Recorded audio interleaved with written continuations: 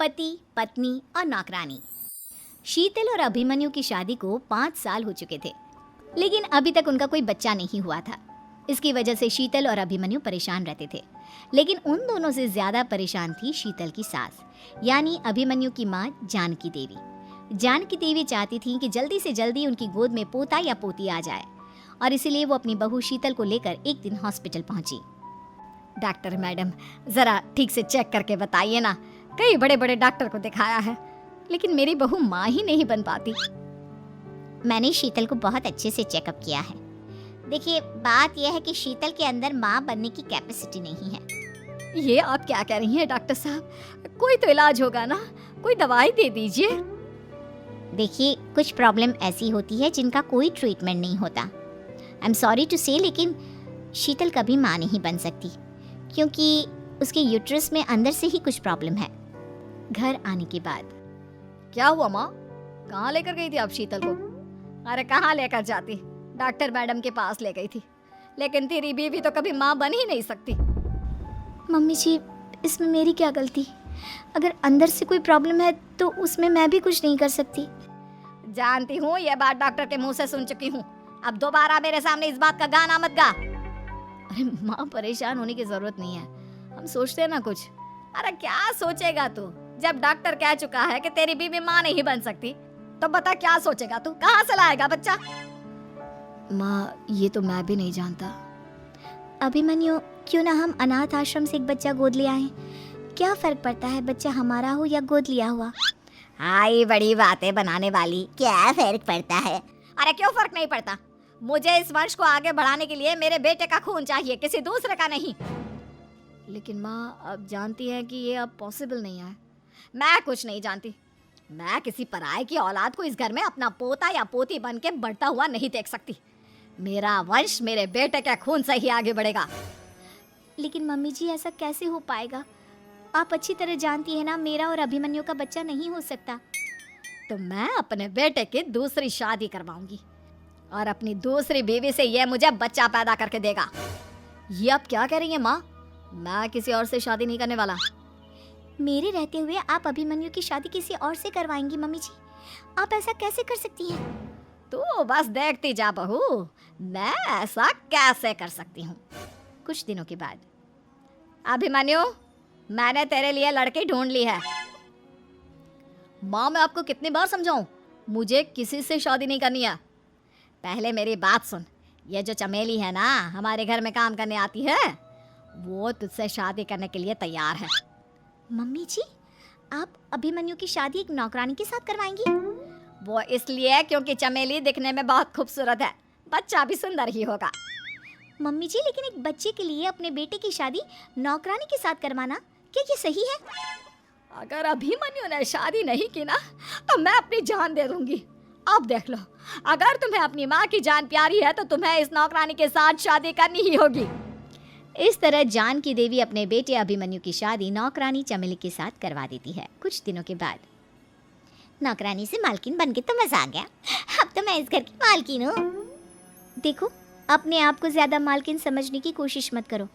एक बार तुम्हारा और अभिमन्यु का बच्चा इस दुनिया में आ जाए, उसके बाद तुम इस घर से हमेशा के लिए चली जाना। अरे जाओ जाओ, किसी और के आगे बातें बनाना, एक बच्चा तो पैदा नहीं कर सकी। बढ़िया आई, जाओ जाकर मेरे लिए कॉफी बना कर लाओ। नौकरानी मैं हूँ या तुम? मम्मी जी, देखिए ना शीतल मुझसे किस तरह से बात कर रही है। शीतल, तुम्हें पता है ना चमेली प्रेग्नेंट है, मेरे बेटे के बच्चे की माँ बनने वाली है। वो जैसा कहती है वैसा करो। लेकिन मम्मी जी, वो मुझे नौकरों की तरह ट्रीट कर रही है।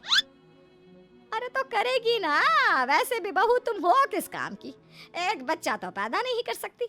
जाओ अब घर के सारे काम करो और चमेली को आराम करने दो। थैंक यू मम्मी जी, भगवान आपका भला करे। आप नहीं होती तो मैं नौकरानी से महारानी कैसे बनती? देखो, तुम्हें जो चाहिए सब मिलेगा, खूब खाओ पियो, मजे की जिंदगी जियो, लेकिन बस मुझे एक बच्चा पैदा करके दे दो। कुछ दिनों के बाद, मम्मी, बच्चे के लिए आपने मेरी शादी चमेली के साथ करवा तो दी, लेकिन दिन और रात का चैन मिट गया है। सारा दिन शीतल और चमेली की बहस चलती रहती है। अब शीतल को इस घर में रखने से क्या होगा?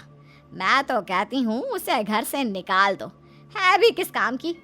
मैं ऐसा नहीं कर सकता माँ, वो मेरी पत्नी है, उससे बहुत प्यार करता हूँ मैं। तुम्हारी पत्नी चमेली है, चमेली, उससे प्यार करो। अरे तुम्हारे बच्चे को जन्म देने वाली है वो। अभिमन्यु, मैं खुद ही इस घर से चली जाती हूँ। वैसे भी अपने ही घर में नौकरों की तरह रहकर परेशान हो चुकी हूँ। घर की नौकरानी मेरे ऊपर हुक्म चलाती है। वो तुम्हारी पत्नी बन चुकी है। अब मेरा इस घर में क्या काम? अभिमन्यु के बार बार रोकने पर भी शीतल उस घर से चली जाती है। कुछ दिनों के बाद चमेली एक बच्चे को जन्म देती है। भगवान ने मेरी सुन ली, मेरे बेटे का घर भर गया, उसका अपना बच्चा इस दुनिया में आ गया। मम्मी जी, बच्चे को हाथ लगाने से पहले मेरी एक शर्त तो सुन लो। तुम कहना क्या चाहती हो चमेली? आपकी मम्मी को बहुत शौक था ना अपने पोते को खिलाने का। अब देखो, इस दुनिया में हर चीज की कोई ना कोई कीमत तो होती है। तुम अपनी आधी प्रॉपर्टी मेरे नाम कर दो, बच्चा तुम्हारे नाम। अरे लेकिन मैंने अपने बेटे से तुम्हारी शादी करवाई है, अब ये सौदेबाजी कहाँ से आ गई?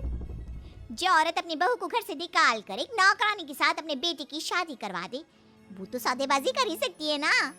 उसका कैसे भरोसा कर सकते हैं? मुझे बस आप लोगों की प्रॉपर्टी चाहिए, उसके बाद ही बच्चे को आप हाथ लगा सकते हैं। मैंने कहा था ना मम्मी, आप गलत कर रही हैं। देखिए, उसका नतीजा आपके सामने है। जब शीतल को पता चलता है कि अभिमन्यु और चमेली का बच्चा दुनिया में आ गया है, तो वो अपने घर पहुंचती है। अभिमन्यु, कहाँ है आपका बच्चा? क्या मैं उसे देख सकती हूँ? कुछ भी मत पूछो शीतल, माँ की हुई एक गलती हम लोगों पर भारी पड़ रही है। वो नौकरानी अपनी औकात पर आ गई है और अब हमसे अपनी आधी प्रॉपर्टी मांग रही है, वो भी बच्चे के बदले में। एक बात कहूँ अभिमन्यु, आप उससे कुछ भी देने से मना कर दो। अरे कैसी बात कर रही हो? मेरे बेटे की औलाद है उसके पास, ऐसे कैसे मना कर दे? मम्मी जी, वो अभिमन्यु का बच्चा नहीं है, वो चमेली और उसके बॉयफ्रेंड का बच्चा है। ये तुम क्या कह रही हो शीतल? ये देखिए वीडियो। चमेली और उसका बॉयफ्रेंड आपस में बातें कर रहे हैं कि उन दोनों ने मिलकर आपको बेवकूफ़ बनाया है और अब इस बच्चे के बदले आपसे प्रॉपर्टी भी हड़प लेंगे। हे भगवान, ये मुझसे क्या हो गया? ना तो बच्चा मिला और अपने बेटे की नौकरानी के साथ शादी करवा दी, सो अलग। अब क्या होगा? मुझे माफ़ कर दो शीतल, मेरी वजह से तुम्हें बहुत तकलीफ हुई है। अभिमन्यु, मैंने कहा ना, उस नौकरानी को उसके बच्चे सहित इस घर से बाहर निकाल दो। लगता है मेरे अभिमन्यु का बाप बनने का सपना अधूरा ही रह जाएगा। अभिमन्यु, अपनी मम्मी से कहो कि परेशान ना हो। आपको याद है एक बार हम एक IVF सेंटर गए थे, मैंने फिर से वहाँ जाकर बात की थी और आपको पता है इस बार मैं प्रेग्नेंट हूँ, क्योंकि हमने वहाँ पर प्रोसीजर करवाया था जिसकी वजह से मैं प्रेग्नेंट हो गई थी और इस बात का पता मुझे बस कुछ महीने पहले ही लगा है। हमारा बच्चा इस दुनिया में आने वाला है अभिमन्यु। मुझे माफ़ कर दो शीतल बहू, मुझसे बहुत बड़ी गलती हो गई। कोई बात नहीं माँ, लेकिन अब हमें उस धोखेबाज नौकरानी को इस घर से बाहर निकालना है और इस घर की मालकिन को वापस घर लाना है, वो भी अपने बच्चे के साथ।